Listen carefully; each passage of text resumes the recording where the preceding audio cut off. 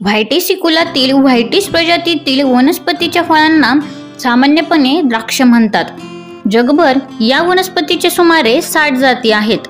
मोठ्या प्रमाणात लागवडीखाली असलेल्या द्राक्षवेलीचे शास्त्रीय नाव व्हायटिस व्हिनिफेरा आहे। इतर 2 महत्त्वाच्या मानल्या गेलेल्या जाती उत्तर अमेरिकेतील जगात लागवडीखाली असलेल्या द्राक्षांचे 90% प्रकार व्हायटिस व्हिनिफेरा या जातीपासून तयार केलेले आहेत। असे प्रकार जवळजवळ 5000 आहेत। त्यांपैकी 100 प्रकार मुख्य मानले जातात। ही वनस्पती मूळची भूमध्य सामुद्रिक प्रदेश आणि पश्चिम आशियातील आहे। सुमारे 6000 ते 8000 वर्षापूर्वीपासून जगभर द्राक्षवेलीची फळांसाठी लागवड केली जात आहे। भारतात इसवी सन 1300च्या सुमारास इराण व अफगाणिस्तान येथून द्राक्षवेल आली असे मानतात।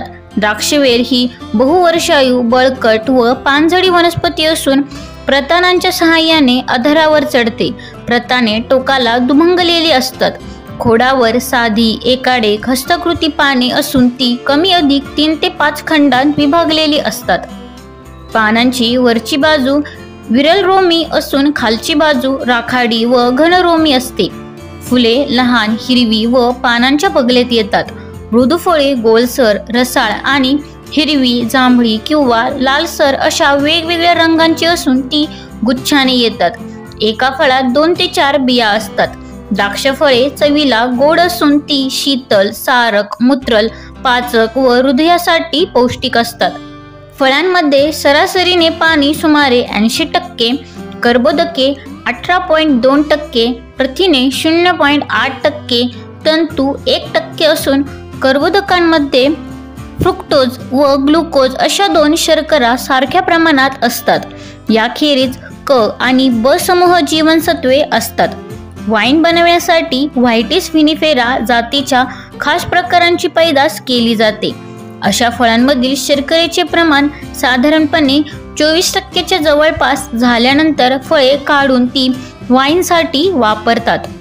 खाण्यासाठी द्राक्षांच्या बिनबियांच्या प्रकारांची पैदास केली गेली आहे।